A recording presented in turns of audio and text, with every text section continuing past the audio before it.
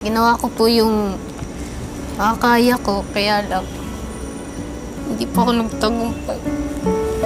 Hindi ko po kasi alam na yun po yung kapalit ng larong to. Sorry, Ate Claire. Pero nahuli mo naman ako eh. So dahil hindi siya nagtagumpay, ay hindi ko maibibigay ang kanyang hiling. Claire, Po, anong gusto mong sabihin? ginawa ko po yung makakaya ko, kaya lang hindi po ako nagtagumpay. Hindi ko po kasi alam na yun po yung kapalit ng larong to. Sorry, Ate Claire. Pero nahuli mo naman ako eh. Sana hindi ko na lang siya pinahirapan na mahuli ako. Gusto nang sorry kay Ate Claire. Tsaka parang feeling disgusted sa sarili po. Kasi nakita po namin talaga yung kung gaano ginawa ni Ate Claire yung best niya. Kaya nasasayangan po kami. Housemates, nais kong matutunan ninyo na kung minsan hindi talaga natin naaabot ang ating mga gustong abutin dahil may ibang mga bagay na sumasalungat dito.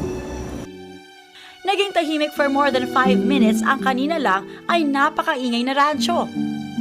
Pagpasok ng bahay, affected pa rin sina Mikey at Gerald.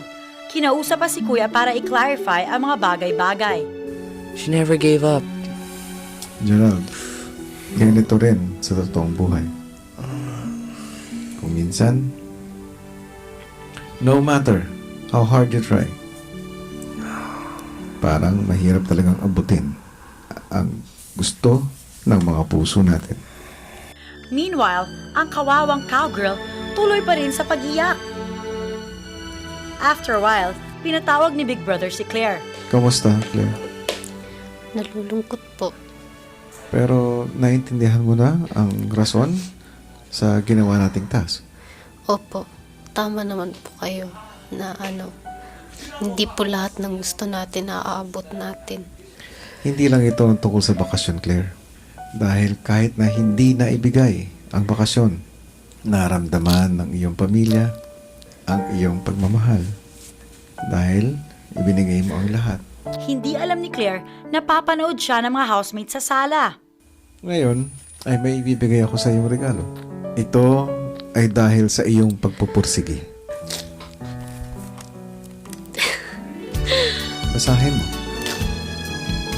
Claire, congratulations. God be with you and may you win this big challenge in your career. Love, Melda Papi. Thank you po. Tsaka thank you po kay Miss Imelda. Pero hindi pa dyan nagtatapos ang sorpresang yan. Hello? Claire? Po? Si Imelda Papi to. Hello? Hello po. Hi! Kumusta ka dyan? Okay lang po. Ala, nakakaya. Ako, excited ka ba? Nakausap mo ako? Opo, ala. Pwede ba tayong kumanta pareho? Opo. Kung liligaya ka sa piling ng iba. Wow, ang galing! Pwede na kitang i-record. Mas magaling po kayo. Ang galing niyo po. Hindi. Nakakatuwa ka naman. Galing-galing mo naman. Sana ibigay na ni Lord lahat ng blessing sa'yo. At very much welcome ang pamilya mo na bumisita sa bahay. At bibigyan ko kayo ng tickets doon sa show so para makita niyo mismo, lalo na ikaw, ang pamilya mo, yung aking pag-perform. Thank you po. Okay, thank you. Love you, Claire. Thank you po. Ang bait-bait niyo po. Hindi mo man nakuha ang bakasyon para sa iyong pamilya sa Tagaytay, ay ibinigay naman yun ni Imelda. Opo. Ang saya-saya ko po. Sobra-sobra yung nabigay sa akin. Thank you po talaga. Dami pong salamat.